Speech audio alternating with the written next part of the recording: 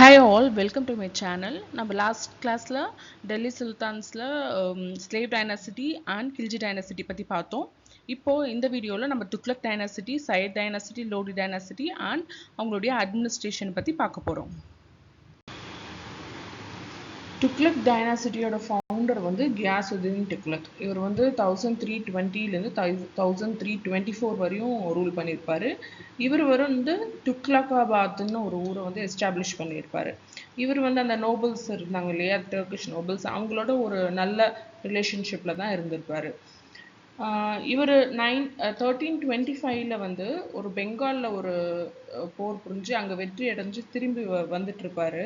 அவரை ரிசீவ் பண்ணுறதுக்காக ஒரு பெவிலியான் பல்லக்கு மாதிரி செஞ்சுருப்பாங்க. யாருன்னா அவருடைய பையன் தான், முகமது பின் துக்ளக். அவர் தான் ரிசீவ் பண்ணுறதுக்காக செஞ்சு வர வைப்பாங்க. பட் அந்த பல்லக்கு வந்து கொலாப்ஸ் ஆகி அப்படியே இறந்துருவார் 1325.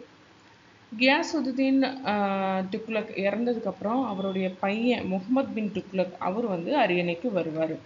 அவங்க அப்பா இருக்கும்போதே அவர் வந்து வாராங்கல் காக்கத்திய அரசர் பிரதாபருத்ர தேவாவை வந்து தோக்கடிச்சிருப்பார். அதோட காக்கத்திய டைனாசிட்டியா அங்கே எண்ட் ஆயிருக்கும்.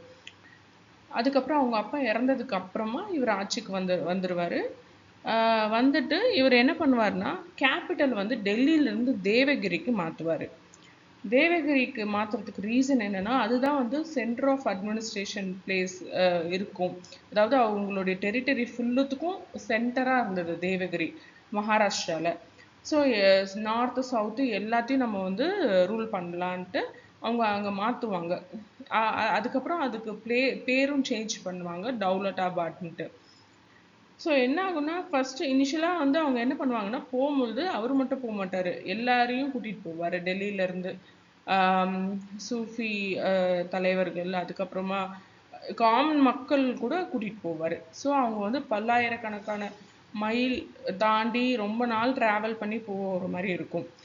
அங்கே போய் ஓரளவுக்கு செட் ஆகிறப்ப தான் வந்து என்ன தெரிய வரும்னா, அங்கே இருந்து அவங்களால வந்து சவுத் இந்தியாவை கண்ட்ரோல் பண்ண முடிஞ்சது. பட் நார்த் இந்தியாவில் நிறைய பிரச்சனை வரப்ப அவங்களால கண்ட்ரோல் பண்ண முடியல. ஸோ என்ன பண்ணுவாங்க, மறுபடியும் தேவகிரியிலேருந்து டெல்லிக்கு மாற்றுவாங்க. ஸோ இது டிரான்சிஷன் அப்பயே நிறைய பேர் வந்து இறந்து போயிடுவாங்க. ஸோ இது வந்து அவருடைய ரூலில் ஒரு ஃபெயிலியராக கருதப்பட்டது. அது மட்டும் இல்லாமல் அவர் வந்து டோக்கன் கரன்சி முறையும் வந்து இன்ட்ரடியூஸ் பண்ணார். டோக்கன் கரன்சினா, இப்போ வந்து அந்த காலத்தில் ராஜாக்கள் வந்து கோல்டு காயின்ஸ், சில்வர் காயின்ஸ் தான் கொடுப்பாங்க. அந்த கோல்டுக்குன்னே ஒரு மதிப்பு இருக்கும், சில்வருக்குன்னே ஒரு மதிப்பு இருக்கும். பட் இவர் வந்து ஈரான், சைனாலாம் வந்து டோக்கன் கரன்சி யூஸ் பண்ணுறாங்கன்றது தெரிஞ்சுக்கிட்டு அதே மாதிரி வந்து ஒரு இதை ஃபாலோ பண்ணலான்னு சொல்லிட்டு என்ன பண்ணுவாருன்னா, காப்பரில் காயின்ஸ். இப்போ எப்படி வந்து நமக்கு ஆர்பிஐ வந்து பேப்பரில் 2000 பிரிண்ட் பண்ணி சைன் போட்டு கொடுத்தா அதோட வேல்யூ வந்து 2000 நம்ம அக்செப்ட் பண்ணிக்கிறோமோ, அந்த மாதிரி காப்பரில் இந்த ராஜா வந்து இதோட வேல்யூ இவ்வளோ, இது வந்து இவ்வளோ மதிப்பு தக்கது அப்படின்னு சொல்லி கொடுத்தாங்கன்னா மக்கள் வந்து அதை அக்செப்ட் பண்ணிக்குவாங்க. அந்த மாதிரி வந்து ஒரு கரன்சி மெத்தடை இன்ட்ரடியூஸ் பண்ணார். பட் என்ன ஆயிடுச்சுன்னா, அது வந்து கவர்மெண்ட் மாதிரி இல்லாமல் மக்களுமே வந்து தெருவுக்கு தெரு வந்து அதை அச்சடிக்க ஆரம்பிச்சிட்டாங்க. அது வந்து நிறைய பிளாக் மணி இருந்தது. பிளாக் மணியில் அந்த கள்ள நோட்டுன்னு சொல்லுவாங்க இல்லையா, அந்த மாதிரி நிறைய வந்து ஃபேக்கான கரன்சிஸும் இருந்தது. ஸோ அதனால் மக்கள் வந்து போய் முறையிடுறப்ப அவர் என்ன சொல்கிறாருன்னா, நான் வந்து எல்லாத்தையும் வாங்கிக்கிறேன், நான் அதுக்கு பதிலாக சில்வர் காயினாக கொடுத்துட்றேன்னு சொல்லிட்டு அந்த அந்த டோக்கன் கரன்சி, அந்த இருந்த எல்லா காப்பர் கரன்சியும் வாங்கிட்டு அதுக்கு பதிலாக அவர் சில்வர் கொடுத்து கஜானாவே காலி ஆயிடுது. ஸோ அந்த மாதிரி இந்த ஒரு டோக்கன் கரன்சி மெத்தட் அவர் கொண்டு வந்தது, அதுவும் வந்து ஒரு ஃபெயிலியர் ஆயிடுச்சு. அது மட்டும் இல்லாமல் அவருடைய டைமில் ரொம்ப பஞ்சம் வேற இருந்திருக்கு. அதனால வந்து அவர் அக்ரிகல்ச்சருக்கு வந்து மெஷர்ஸ் எல்லாம் எடுத்தார். பட் அவர் எடுத்தார், அப்போ வந்து அந்த பர்டிகுலர் பீரியடில் வந்து ரொம்ப பஞ்சம் அதெல்லாம் இருந்ததுனால மக்கள் வந்து அதை ஏற்றுக்கல. அவர் எடுக்கிற மெஷர்ஸ்க்கு அகெயின்ஸ்டாக வந்து இருக்கிறப்ப அவங்களையும் வந்து ரொம்ப ஹார்ஷாக பனிஷ் பண்ணார்.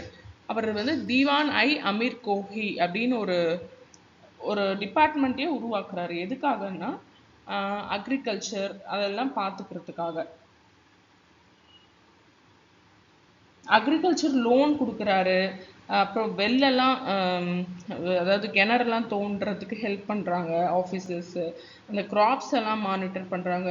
இவ்வளோ எஃபர்ட் எடுத்துமே வந்து என்ன ஆகுதுன்னா அக்ரிகல்ச்சர் வந்து அந்த அளவுக்கு பெருசாக சக்ஸஸ்ஃபுல்லாக இல்லை அந்த டைம் பீரியடில், பிகாஸ் ஆஃப் த நேச்சுரல் சுச்சுவேஷன்னால். அது மட்டும் இல்லாமல் இப்போ அலாவுதீன் கில்ஜிக்கும் இவருக்கும் என்ன டிஃப்ரென்ஸ்னா, அலாவுதீன் கில்ஜி வந்து நிறைய பேரை நிறைய பிளேசஸை அவரோட அனெக்ஸ் பண்ணிக்கல. அவர் என்ன பண்ணுறாரு, போய் போரிட்டு ஜெயிச்சாருன்னா அங்கே இருக்கிற வெல்த்தை தான் எடுத்துகிட்டு வருவார். இல்லைன்னா வந்து நீ வந்து இந்த மாதிரி எனக்கு வந்து ட்ரிபியூட் கொடுக்கணும், வருஷத்துக்கு எவ்வளோ கொடுக்கணும், அந்த மாதிரி தான் வந்து பேசி வச்சுட்டு வருவார். பிகாஸ் அவ்வளோ பெரிய ஜெயிக்கிற இடத்தெல்லாம் அனெக்ஸ் பண்ணிக்கிட்டால் நம்மளால் அட்மினிஸ்ட்ரேஷன் பண்ண முடியாதுன்றதுல அவர் தெளிவாக இருந்தார். பட் முகமது பின் துக்ளக் என்ன பண்ணாருன்னா, போய் ஜெயிச்சாருன்னா அந்த டெரிட்டரி எல்லாத்தையுமே வந்து என்ன பண்ணி ஆட் பண்ணிகிட்டே போகிறாரு. ஸோ அப்படி போகும்போது பெரிய ஒரு கிங்டமாக இருக்குது அவங்களுக்கு. அவரால் வந்து அதை ரூல் பண்ண முடியல, அட்மினிஸ்ட்ரேஷன் பண்ண முடியல. இப்போ ஒரு இடத்துல வந்து நிறைய இடத்துல வந்து கிளர்ச்சி ஏற்படுது. இவரே தான் போய் ஒன்னொன்னுத்தையும் ஒடுக்க வேண்டியதாக இருக்குது. இப்போ ஒரு இடத்துல முடிச்சுட்டு பார்க்குறதுக்குள்ள இன்னொரு இடத்துல வந்துடும். So most of the time அவருக்கு வந்து அந்த ரிபல்ஸை அடக்கிறதுலேயே அவருடைய டைம் போயிடுது. ஸோ அது மட்டும் இல்லாமல் இவர் வந்து குஜராத்தில் ஒரு கிளர்ச்சி ஏற்பட்டிருக்கும், அதை வந்து சப்ரஸ் பண்ணுறதுக்கு போயிருப்பார். அந்த இடத்துல தான் வந்து இவர் வந்து இறந்துடுவார். முகமது பின் துக்ளக் குஜராத் கிட்ட உடம்பு சரியில்லாமல் இறந்துடுறாரு. அவர் இறந்ததுக்கப்புறம் யார் ஆட்சிக்கு வரணும் அப்படின்ற ஒரு குழப்பம் இருக்குது. அவருடைய சகோதரி வந்து அவங்க மகன் தான் வரணும்னு இருக்காங்க. ஆனால் அந்த நோபல்ஸ் எல்லாம் வந்து அதுக்கு ஒத்துக்கலை. அப்போ வந்து அவரை படையில் வந்து ஒரு முக்கியமான பொறுப்பில் இருந்த ஒரு தான் வந்து கானை ஜஹான். கானை ஜஹான்னா ஃபஸ்ட்டு இனிஷியலாக கண்ணுன்னு சொல்லியிருப்பாங்க. அவர் வந்து முகமது பின் துக்ளக்கு ஒரு நல்ல நண்பராக இருந்திருப்பார். அவர் வந்து அவங்க பையனை வந்து கொண்டு வரலாம் அப்படின்னு, முகமது பின் துக்ளக்கோட பையனை வந்து ஆட்சிக்கு கொண்டு வரலான்னு சொல்லுவார். பட் அந்த பையனுக்கும் வந்து என்ன ஆயிருக்கும், மூணு வயசு தான் ஆயிருக்கும். ஸோ இவ்வளோ சின்ன பையனை வந்து அரசராக்க வேண்டான்ட்டு இந்த டர்க்கிஷ் நோபல்ஸ் இருப்பாங்க இல்லையா, அவங்க வந்து என்ன பண்ணுறாங்கன்னா ஃபெரோஸ் ஷாவை வந்து என்னன்னா அடுத்து அரியணையிலே அமர வைக்கிறாங்க. ஃபெரோஸ் ஷா யாருன்னா இவருக்கு முகமது பின் துக்ளக்கு கசின், அதாவது அவங்க அப்பா கியாசுத்தீன் துக்ளக்கோட தம்பி பையன்தான். அவங்க தம்பி பேர் ராஜா, அவங்களோட பையன் தான் ஃபெரோஸ் ஷா துக்ளக். இவர் வந்து இவரோட இதுலேயும் வந்து அந்த கானை ஜஹான்ன்றவர் வந்து ஒரு பெரிய போஸ்டில் இருப்பார். அவர் வந்து அவர் யாருன்னா, அவர் வந்து ஒரு பிராமின், முஸ்லீமாக கன்வெர்ட் ஆகியிருப்பார். முகமது பின் துக்ளக் வந்து ஃபஸ்ட்டு வந்து வாரங்களில் படையெடுத்து போயிருக்கும்போது அங்கேருந்து ஒரு அடிமையாக கொண்டு வந்திருப்பார் இவரை. ஸோ அவர் அதுக்கப்புறமா அவருக்கு ஒரு நல்ல பெரிய ஆஃபீஸராக அவங்களுடைய டீமில் தான் இருந்திருப்பாங்க. இவரும் வந்து அந்த மத தலைவர்களோட அப்புறம் அந்த நோபல்ஸ் இருக்காங்களே அவங்களோட ஒரு நல்ல இணக்கத்தில் தான் இருந்தார். அந்த அலாவுதீன் கில்ஜி வந்து அவங்க கிட்ட இருந்து பறித்த சொத்தெல்லாம் திருப்பி கொடுப்பாரு. அதே மாதிரி கவர்மெண்ட் ஆஃபீஸர்ஸ்க்கெல்லாம் சேலரி இன்க்ரீஸ் பண்ணுவார். அவங்களுக்கு இது நிறைய சலுகைகள் கொடுப்பாங்க, அது எல்லாமே வந்து கொடுப்பாரு. அது மட்டும் இல்லாமல் ஸ்லேவ்ஸ், அவங்க எடுத்துகிட்டு வர ஸ்லேவ்ஸ்க்கெல்லாம் வந்து என்னென்னா அவங்கள பாதுகாக்கிறதுக்குனே அவங்க வெல்ஃபேர்க்காகவே ஒரு டிபார்ட்மெண்ட் உருவாக்குவார். ஸோ அந்த ஸ்லேவ் டிபார்ட்மெண்ட்டு அது வந்து 1,80,000 ஸ்லேவ்ஸ் வந்து பார்த்துக்கும். அவங்களுக்கு வந்து ஹேண்டிகிராஃப்ட்ஸில் ட்ரெயின் பண்ணுறது, ஒர்க் ஷாப்ஸ் பண்ணுறது, அந்த மாதிரிலாம் கண்டக்ட் பண்ணுவார். இவர் வந்து ஒரு நோ வார் பாலிசியை ஃபாலோ பண்ணார். அதாவது புதுசாக எதையும் அனெக்ஸ் பண்ண வேணாம் அப்படின்ட்டு இருப்பார். ஆனால் எங்கேயாவது கிளர்ச்சி ஏற்பட்டால், ரெபல்ஸ் ஏற்படுறப்ப அதை எதிர்த்து வந்து சண்டை போடுவார். அவர் டைம்லேயும் மொங்கல் இன்கர்ஷன்ஸ் வந்திருக்கும். பட் ஸ்டில் அவர் வந்து அது உள்ளே வராமல் தடுத்து அப்படியே நிறுத்தியிருப்பார். அவருடைய பீரியடில் பெருசாக நடந்த ஒரு தாக்குதல் அப்படின்னா சிந்துக்கு எதிராக 1362 நடந்தது தான். அதுலேயும் இவர் தான் வந்து ஜெயிச்சிருப்பார்.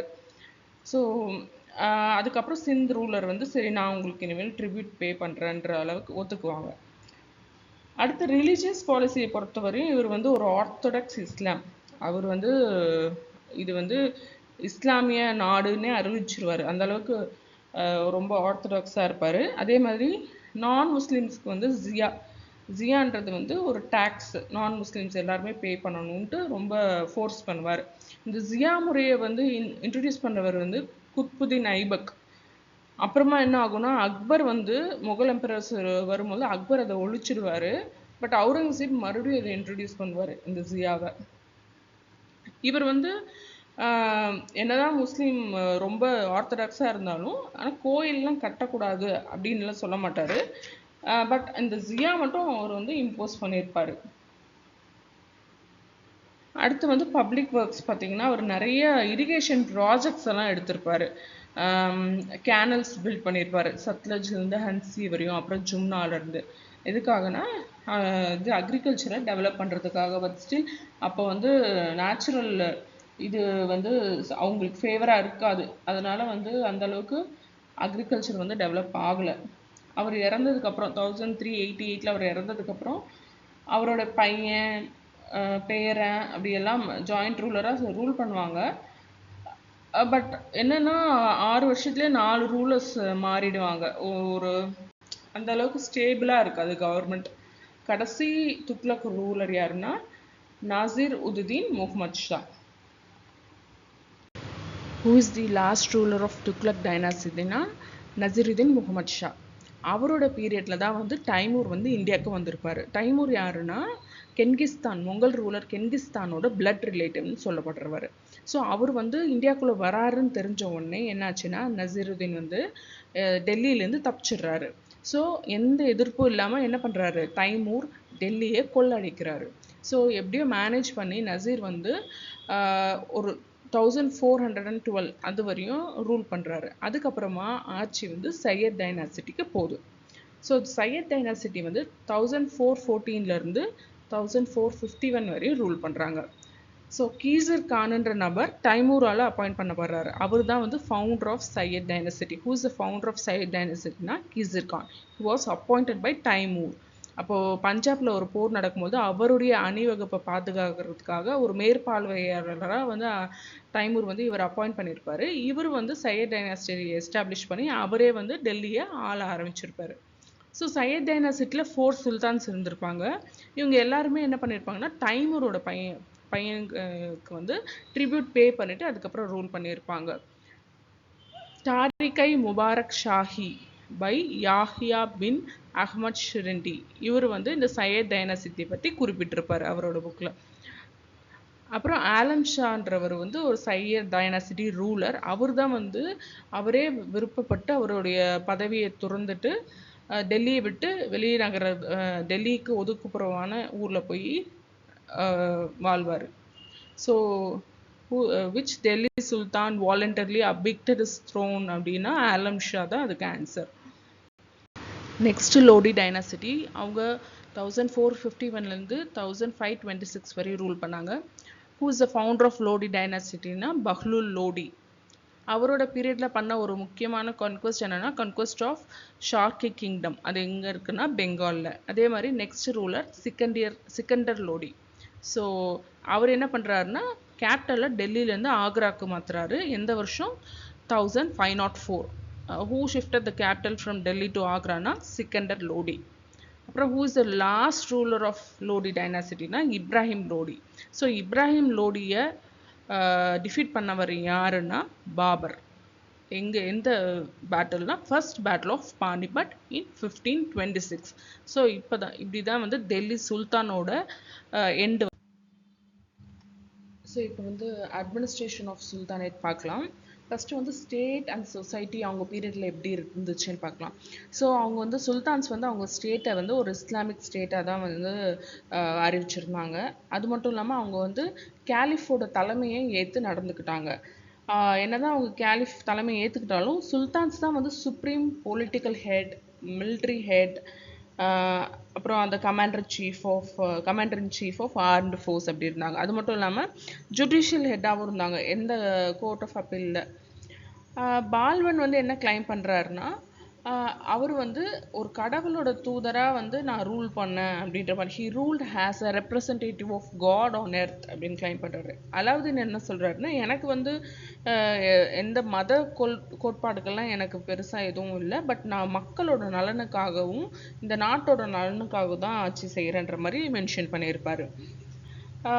அது டெல்லி சுல்தான் வந்து ஆல்மோஸ்ட் இந்தியா ஃபுல்லுமே கவர் பண்ணிட்டாங்க எக்ஸப்ட் காஷ்மீரில் கொஞ்சம் பகுதி அப்புறம் கேரளாவில் கொஞ்சம் பகுதி அதை தவிர மற்றது எல்லாமே ஆல் இண்டியா எம்பையராக தான் இருந்தது. எப்போனா எஸ்பெஷலி முகமது பின் துக்ளக் பீரியடில்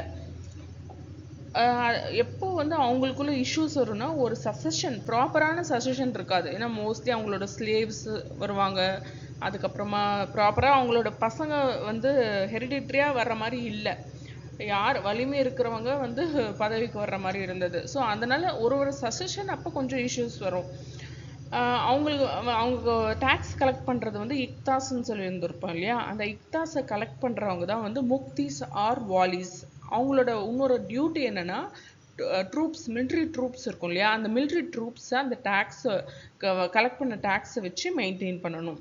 அது மட்டும் இல்லாமல் சில ஏரியா வந்து டைரெக்டாக வந்து சுல்தானோட கண்ட்ரோலில் இருக்கும், அந்த ஏரியாவுக்கு வந்து காலிசான் பேர்.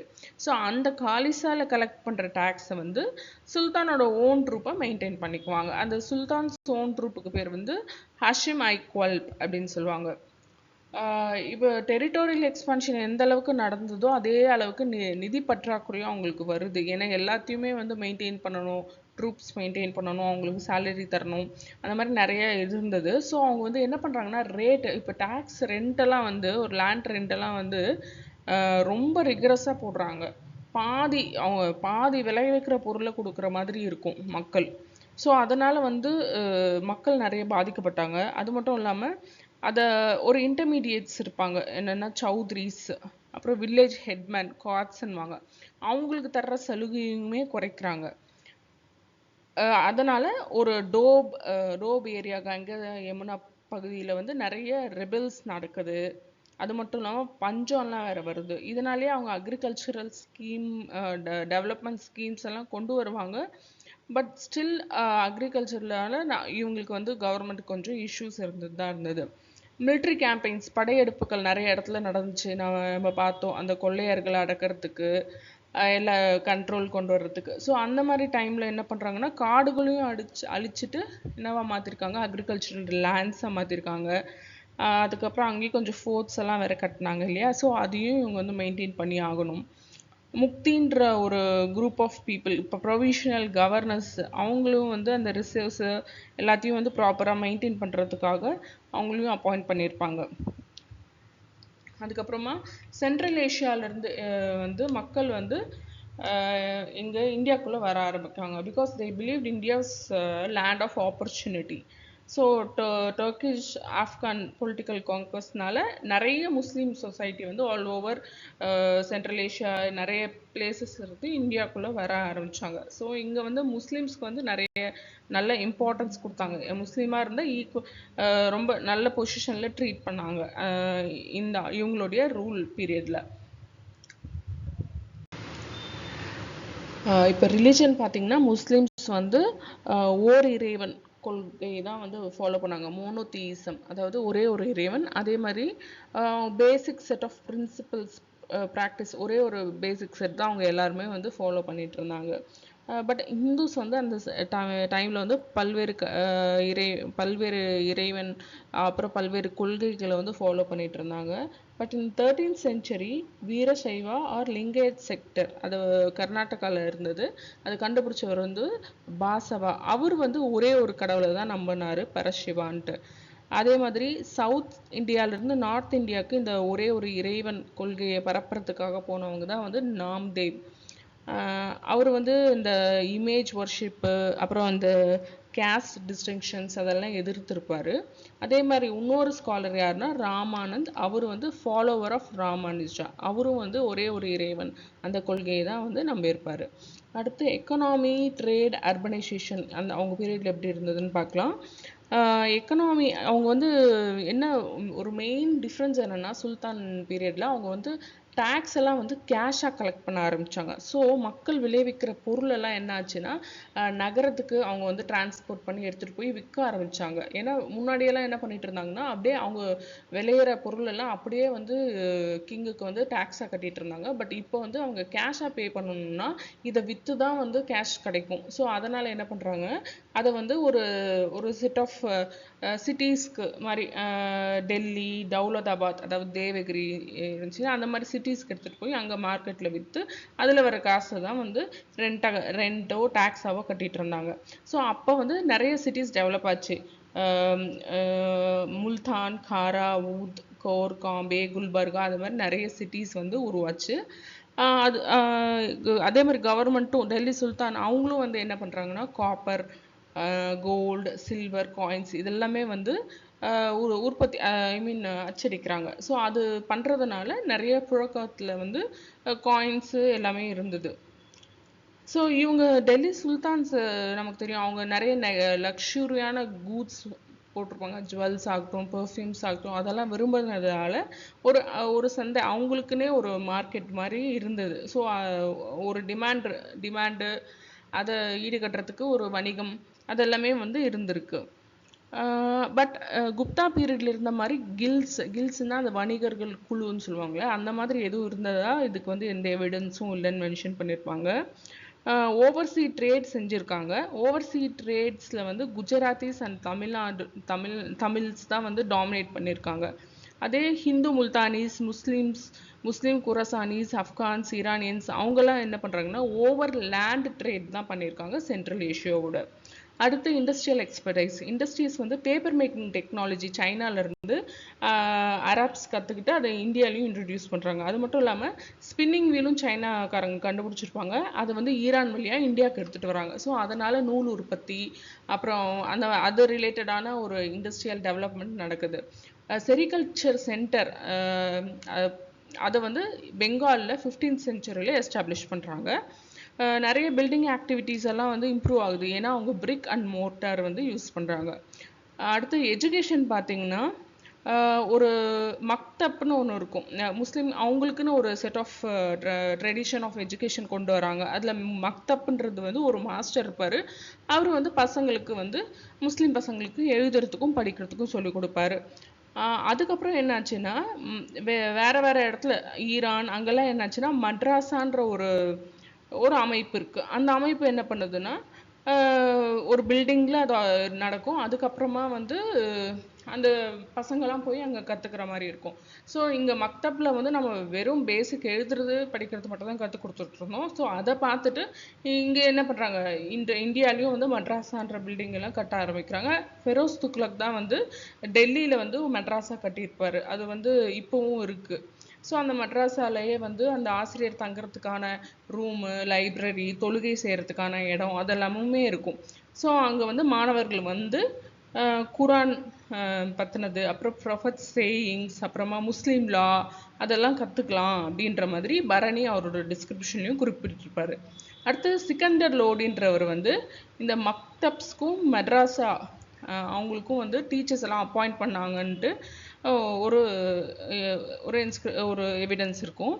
அது மட்டும் இல்லாமல் அவங்க வந்து அந்த டீச்சர்ஸ்க்கெல்லாம் வந்து என்ன பண்ணியிருக்காங்கன்னா மானியம் அப்புறம் நிலம் அதெல்லாம் கொடுத்துருக்காரு.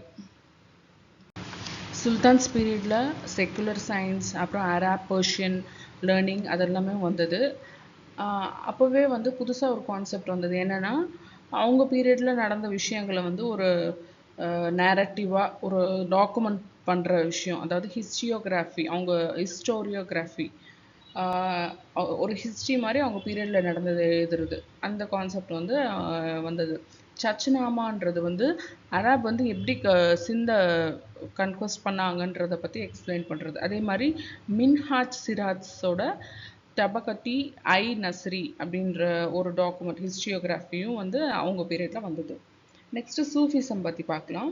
13th and 14th centuryல 2 ஆர்டர்ஸ் ஆஃப் சூஃபிஸ் இருந்தது. ஒன்று வந்து சுஹ்ராவர்தி, அதோட சென்டர் வந்து முல்தான்லேயும், கிஸ்டி அதோட சென்டர் வந்து டெல்லியிலையும் இருந்தது. ஸோ அவங்க நிறைய சூஃபீஸ் வந்து அதை வந்து ப்ரொமோட் பண்ணாங்க. எக்ஸாம்பிள் ஷாயிக் நிசாமுதீன், அப்புறம் ஜலாலுதீன் ருமி, அப்துல் ரஹ்மான் ஜமி, இவங்கெல்லாம் இம்பார்ட்டன்ட் சூஃபி தலைவர்கள். அதே மாதிரி அந்த பீரியடில் தான் வந்து சங்கராச்சாரியாரோட வேதிக் டார்ட்டும் வந்து சேம் டைம் இது நடந்தப்போ தான் அதுவும் வந்து சேம் டைம் லைனில் இருந்தது. நமக்கு வரைக்கும் ப்ரொஃபட் முகமது அவரோட சக்ஸஸஸை தான் கேலிஃப்னு சொல்லுவாங்க. ஸோ கேலிஃப் எப்படி எண்ட் ஆயிடுச்சுன்றதும் இங்கே பார்த்துடலாம். கேலிஃப் வந்து பாக்தாதை வந்து ரூல் பண்ணிட்டு இருந்தாங்க. எப்போன்னா மொங்கல்ஸ் கிட்ட தோக்குறத வரையும் 1258 வரையும். அதுக்கப்புறம் கேலிஃப்ஸ் என்ன பண்ணுறாங்க, ஈஜிப்டை ரூல் பண்ணுறாங்க. அது எது வரையும்னா conquest of Egypt by Ottomans in 1516 to 17. அதுக்கப்புறம் அவங்களுக்கு டைட்டில் என்னன்னு கொடுத்துட்றாங்கன்னா ஓட்டோவன் சுல்தான்ஸ்ன்னு கொடுத்துட்றாங்க. ஸோ அந்த office of caliph ended when the Ottoman Empire was abolished. அதுக்கப்புறம் டர்க்கிஷ் ரிபப்ளிக்னு ஒன்று வந்துடுது. அதை எஸ்டாப்ளிஷ் பண்ணவர் பேர் வந்து முஸ்தஃபா கேமல் அட்டாடர்க். அது எப்போனா 1920s. ஸோ இப்போ டர்க்கிஷ் ரிபப்ளிக் கேலிஃப் டைட்டில் வந்து அபாலிஷ் பண்ணிவிட்டு டர்க்கிஷ் ரிபப்ளிக்ன்றத 1920s எஸ்டாப்ளிஷ் பண்ணியிருப்பாங்க. ஸோ கேஸ்ட் அண்ட் உமன் பற்றி பார்த்தோன்னா இப்போ நமக்கு தெரியும் ஸ்லேவ்ஸ் எல்லாம் வந்து அவங்க கொண்டு வந்திருப்பாங்க. எப்படின்னா போர்ல இருந்து கொண்டு வந்திருப்பாங்க. இல்லைன்னா யார் அது டேக்ஸ் பே பண்ணாமல் இருந்தாங்கன்னா அவங்கள ஸ்லேவ்ஸாக வச்சுருப்பாங்க. அது வந்து உமனாகவும் இருக்கலாம், மென்னாகவும் இருக்கலாம். அவங்களுக்கு டொமஸ்டிக் ஒர்க் மட்டும் இல்லாமல் கைத்தொழில், கிராஃப்ட் அந்த மாதிரி எல்லாமும் வந்து சொல்லி கொடுத்து பண்ண வச்சாங்க. ஸோ உமன் ஓட ஸ்டேட்டஸ் பார்த்திங்கன்னா அவங்க முஸ்லீம் உமன்ஸ் வந்து பர்தா அணியணும். அதே மாதிரி அவங்க வந்து அவங்க குடும்பத்து ஆண்கள் தவிர வேறு யாரோடையும் பேசக்கூடாது, பார்க்கக்கூடாது. அது ஒரு அவங்க பிளேஸ் ஜெனானா அப்படின்ற ஒரு பிளேஸில் வந்து அவங்க ஃபீமேல் குவார்டர்ஸ்ன்னு சொல்லுவாங்க. அங்கே வந்து அவங்கள தனிமைப்படுத்தி வச்சுருப்பாங்க. பட் பர்தா போடுறாங்க, இந்த மாதிரி தனிமையாக இருந்தாலுமே அவங்களுக்கு ஒரு ரெஸ்பெக்ட் இருந்தது. ஃபார் எக்ஸாம்பிள் அவங்களுக்கு வந்து அவங்க அப்பாவோட சொத்துல உரிமை இருந்தது. அப்புறமா அவங்களுக்கு அது மேரேஜ் பிடிக்கலன்னா டிவோர்ஸ் பண்ணுறதுக்கு கூட ஆப்ஷன் இருந்தது.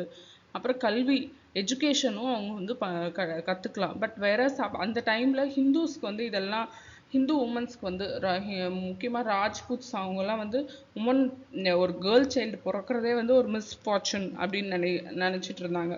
ஸோ அந்த மாதிரியெல்லாம் இவங்களுக்கு இல்லை. பட் ஒன்று இது என்னென்னா பாலிகேமி, நிறைய உமன் ஒரு மென் கல்யாணம் பண்ணுறது, ஒரு மேன் கல்யாணம் பண்ணுறது, அந்த கான்செப்ட் இருந்தது. But they tolerated the polygamy. ஸோ ஆர்கிடெக்சரை பொறுத்த வரைக்கும் இவங்க பீரியடில் வந்து ஆர்ச், டோம், வால்ஸ், அப்புறம் லைம் சிமெண்ட் யூஸ் பண்ணியிருப்பாங்க. அது மட்டும் இல்லாமல் marbles, red, grey and yellow sandstones அதுவும் வந்து அந்த பில்டிங்ஸ்க்கு ஆட் பண்ணுறதுக்காக யூஸ் பண்ணியிருப்பாங்க டெக்கரேஷன் பர்பஸ்க்கு. இப்போ வந்து குத்புதீன் ஐபக்ஸோட நமக்கு தெரியும் குதுப் மினார். ஆக்சுவலி குதுப் மினாரை வந்து ஃபஸ்ட்டு இது பண்ணது தான் வந்து குத்புதீன் ஐபக். அதுக்கப்புறம் அதை கம்ப்ளீட் பண்ணவர் வந்து இல்துத்மிஷ் கம்ப்ளீட் பண்ணும்போதே 72.5 மீட்டர்ஸ் தான் இருக்கும். அதுக்கப்புறமா என்ன ஆயிருக்குன்னா ஃபெரோஸ் ஷா துக்ளக் அவர் வந்து கொஞ்சம் ரிப்பேர் ஒர்க்லாம் பண்ணி அதை 74 மீட்டர்ஸ்க்கு வந்து மாற்றிருப்பாங்க. ஸோ அதில் வந்து 379 ஸ்டெப்ஸ் இருக்கும். ஸோ இது வந்து அதை பற்றின டீட்டெயில்ஸ், குதுப் மினார் பற்றின டீட்டெயில்ஸு. ஸோ குத்புதீன் ஐபக்கோட குதுப் மினாரும் அப்புறமா குவாத் உல் இஸ்லாம் மாஸ்க், இதுவும் வந்து ஒரு அவங்களுடைய ஆர்கிடெக்சரை பற்றி சொல்கிற ஒரு 2 பில்டிங்ஸு. ஸோ இந்த குவாத் உல் இஸ்லாம் மாஸ்க்ன்றது வந்து ஃபஸ்ட்டு இனிஷியலாக என்னவா இருந்திருக்குன்னா ஒரு ஜெயின் டெம்பிளாக இருக்கும். அது மேலே ஹிந்து கோயில் கட்டியிருப்பாங்க. அதுக்கு மேலே தான் இந்த மாஸ்க் வந்து பில்ட் பண்ணியிருப்பாங்க. அதே மாதிரி அதை தின்கா சோப்ரா இன் அஜ்மீர், அதுவும் ஒரு இம்பார்ட்டண்ட்டான ஒரு ஆர்கிடெக்சரல் இம்பார்ட்டன்ஸான பிளேஸ். அதுக்கப்புறமா பால்பனுக்குன்னு ஒரு டாம் ஆஃப் பால்பன், அங்கே வந்து என்ன இருக்குன்னா ஒரு ட்ரூ ஆர்ச் இருக்கும். ஆர்ச்சுக்கான எக்ஸாம்பிள் ஃபஸ்ட்டு ட்ரூ ஆர்ச் வந்து எங்கே இருக்குன்னா டாம் ஆஃப் பால்பனில். நம்ம ஏற்கனவே ஒரு மாஸ்க் பார்த்தோம் இல்லையா, குவாத் உல் இஸ்லாம் மாஸ்க். அந்த மாஸ்க்கு கேட்வேவை அலாவுதீன் கில்ஜி கட்டியிருப்பார். அதுக்கு பேர் வந்து அலை தர்வாசா. ஸோ அதுக்கப்புறமா என்ன ஆகும், நிறைய பேலஸ் ஃபோர்ட்ரஸஸ் அதெல்லாம் வந்து கியாசுதீன் துக்ளக் ஆகட்டும், முகமது பின் துக்ளக் அவங்கெல்லாம் வந்து கட்டியிருப்பாங்க. அது மட்டும் இல்லாமல் அவங்க வந்து ஒரு ஆர்டிஃபிஷியல் லேக்கும் க்ரியேட் பண்ணியிருப்பாங்க by blocking the river Yamuna. அவங்க ஃபோர்ட்ரஸ், அவங்களுடைய கோட்டைக்கு முன்னாடி யமுனா நதியை வந்து பிளாக் பண்ணி ஒரு ஆர்டிஃபிஷியல் லேக் மாதிரி பண்ணியிருப்பாங்க. டாம் ஆஃப் கியாஸ் உதுதீன் துக்ளக்கில் அவருக்கு ஒரு டாம் இருக்கும். அதில் வந்து என்ன பண்ணியிருக்காங்கன்னா system of sloping walls bearing dome raised on a platform, அந்த மாதிரி ஒரு இதில் ஒரு ஆர்கிடெக்டில் கட்டியிருப்பாங்க. ஃபிராஸ் துக்ளக் அவர் வந்து ப்ளஷர் ரெசார்ட்டு, அப்புறம் ஹோஸ்காஸ் அந்த மாதிரியெல்லாம் கட்டியிருப்பார். ஸோ அது வந்து இந்தியன் அண்ட் சரசெனிக் ஃபியூச்சர்ஸ், ஆல்டர்னேட் ஸ்டோரிஸில் இந்தியனும் ஒன்று இருக்கும், சரசெனிக் அந்த மாதிரி மாற்றி மாற்றி கட்டியிருப்பாங்க. ஸோ இதெல்லாம் வந்து அவங்களுடைய ஆர்கிடெக்சரை எடுத்துக்காட்டுது. ஸோ அடுத்து ஸ்கல்ப்சர் அண்ட் பெயிண்டிங் பார்த்துக்கிட்டிங்கன்னா ஒரு ஆர்த்தடாக்ஸ் இஸ்லாமிக் அவங்க கோட்பாடு படி என்னென்னா அனிமலோ இல்லை ஹியூமன் ஃபிகரோ வச்சு ஒரு பில்டிங்கை டெக்கரேட் பண்ணுறது வந்து அன்இஸ்லாமிக்னு அவங்க வந்து நினைப்பாங்க. ஸோ அதனால் என்ன பண்ணாங்கன்னா அவங்க வந்து ஃப்ளோரல் இல்லைன்னா ஜாமெட்ரிக் டிசைன்ஸ் தான் வரைஞ்சாங்க. சில இடத்துல வந்து அந்த குரானிக் வேர்சஸ், அதாவது குரானில் இருந்த கோட்ஸ் அதுவும் எழுதி அவங்க வந்து டெக்கரேட் பண்ணாங்க. மியூசிக் அண்ட் டான்ஸ் பார்த்திங்கன்னா முஸ்லீம்ஸ் அவங்க இன்ட்ரடியூஸ் பண்ண இன்ஸ்ட்ருமெண்ட்ஸ் தான் வந்து ரபாப் அண்ட் சாரங்கி அப்படின்னு சொல்லிட்டு. அதே மாதிரி அமீர் குஷ்ரு அவர் வந்து என்ன சொல்லியிருப்பாருன்னா இந்தியன் மியூசிக் தான் உலகத்தில் இருக்கிற மற்ற எல்லா மியூசிக்கை விட நல்லா இருக்குன்ற மாதிரி ப்ரைஸ் பண்ணி சொல்லியிருப்பார். சூஃபி அவங்க வந்து ஒரு ப்ராக்டிஸ் ஆஃப் சாமா, ஒரு என்ன பண்ணுவாங்கன்னா போயம் லவ் காதல் பாடல்களை வந்து மியூசிக்கோட பாடுவாங்க. அது வந்து ரொம்ப ஃபேமஸாக இருந்தது அந்த பீரியடில். பிர் போதன் அப்படின்ற ஒரு சோஃபி சைண்ட் வந்து அந்த ஏஜில் ஒரு கிரேட் மியூசிஷியனாக இருந்தார். ஃபிருஸ் துக்லக் அவர் வந்து இந்தியன் சான்ஸ்கிரிட் மியூசிக்கல் ஒர்க் ரக்தர்பனை பர்ஷியன் லாங்குவேஜ்க்கு மாற்றிருப்பார். ஸோ அவருக்கு வந்து மியூசிக்கில் இன்ட்ரெஸ்ட் இருந்திருக்கு அப்படின்றது இதுலேருந்து தெரியுது. அதே மாதிரி ஜியாவுதீன் பரணி அவருடைய புக்கில் எழுதும்போது நுஸ்ரத் கட்டூன் அப்படின்ற ஒரு மியூசிஷியனும் மிஹிர் அஃப்ரோஸ் அப்படின்ற ஒரு டான்ஸரும் ஜலாலுதீன் கல்ஜியோட கோர்ட்டில் இருந்தாங்க அப்படின்னு மென்ஷன் பண்ணியிருப்பாங்க. அடுத்து லிட்ரேச்சர் வந்து அமீர் குஷ்ரு தான் வந்து ரொம்ப ஃபேமஸான பர்ஷியன் ப்ரோஸ் அண்ட் போயட்ரி எழுதுகிறவராக இருந்தார்.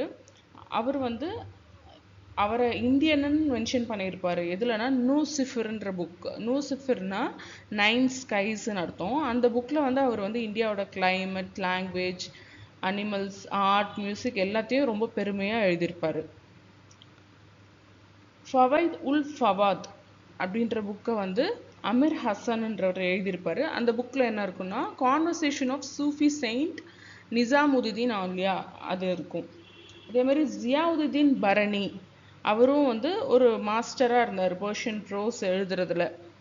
அப்துல் மாலிக் இசாமி அவர் வந்து ஃபுட்டுக் உஸ் சலாத்தீன் அப்படின்ற அவருடைய காம்போசிஷன், பொயட்டிக் காம்போசிஷனில் ஹிஸ்ட்ரி ஆஃப் முஸ்லீம் ரூலர்ஸ் பற்றி சொல்லியிருப்பார். எப்போ இருந்துன்னா கஸ்னாவித் பீரியட்லேருந்து முகமது பின் துக்லக்கோட பீரியட் வரையும் இருந்த கிங்ஸ் பற்றியும் அவங்கள பற்றி ஒரு போயமாக சொல்லியிருப்பார்.